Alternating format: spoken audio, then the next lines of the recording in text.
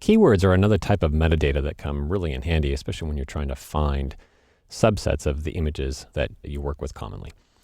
So in Bridge, there's an actual separate panel just for keywords. And not to get confused, keywords, again, are saved as metadata in the file. It's just that you might have multiple keywords assigned to the same image. So Bridge has provided you an expanded set of user interface for managing and creating and applying keywords. Any keyword you assign to a particular image would show up for the selected image or images in the metadata panel as well. So you can see I can choose any image in this particular folder here. If I go to the keywords panel, you can see nothing is checked. Therefore, if we go to the metadata panel and actually scroll down until we see the keywords field, you can see there's nothing there.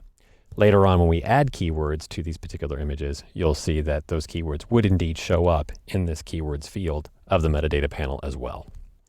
So let's learn how to create new keywords and then apply them to selected images. To do that, we'll go to the keywords panel. And these are just the default keywords that Adobe put into Adobe Bridge, just to kind of give you an idea of how these work. You can certainly delete these if they don't apply to you and create your own. Whenever you see this gray bar with a twisty triangle or disclosure triangle, that's a category of keywords. And then these are the actual keywords that you can assign to individual images. So you can create new categories or new sub keywords. The big plus sign here in the bottom right creates this new high-level keyword category. And then this button here with a little indentation arrow creates a new keyword. So if I wanted to add a new people keyword, like Maya or Sophia, the names of the sisters, I would click on the word people, the category there, and click the create new sub keyword option button here. So go ahead and click on that. I'm just going to go ahead and type in the actual name. So I'll do Sophia.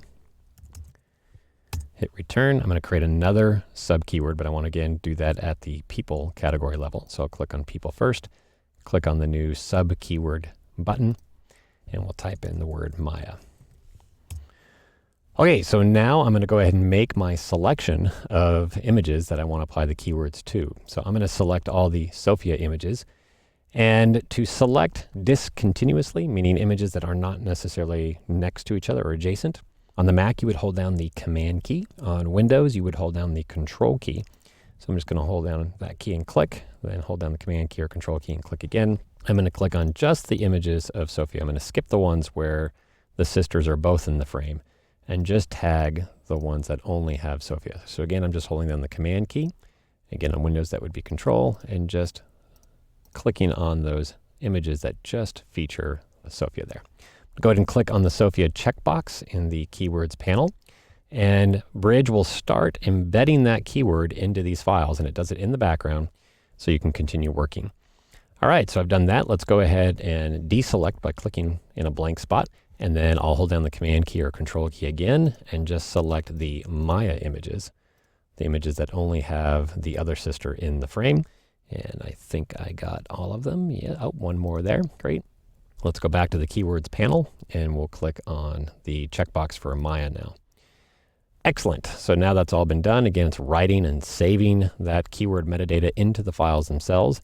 If we click on any one of these images that we just tagged, so let's click on this image here, you can see the check mark has been applied in the keywords panel. You get a little summary at the top of the panel showing you all the keywords that have been assigned, because you can assign as many keywords to any given image that you want. And then if I go to the metadata panel and scroll down, you can see in keywords that word has indeed been added to the metadata of that image. So there you have it. Very easy way to create and assign keywords to your files. If you want to embed the same keyword to a range of images, you could also create a template and do it that way. Apply a template to a range of images and just to automate it even further.